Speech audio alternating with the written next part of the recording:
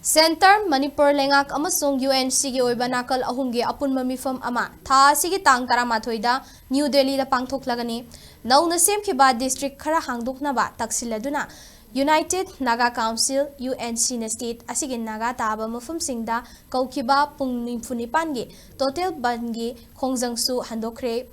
UNC gi Information and Publicity Secretary James Wana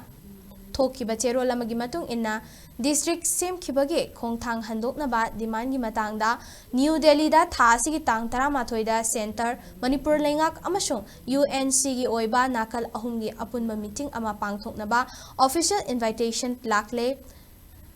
masiga loinana home ministry na meeting gi notice su thokhe adum oinamak meeting asigi chap chaba mafam amadi matamde haujik fawbugi oina laptoptri amaromda changsin gani thaurang lamba total ban gi khongjangsu matam khara gi oina handoknaba warip lawkhi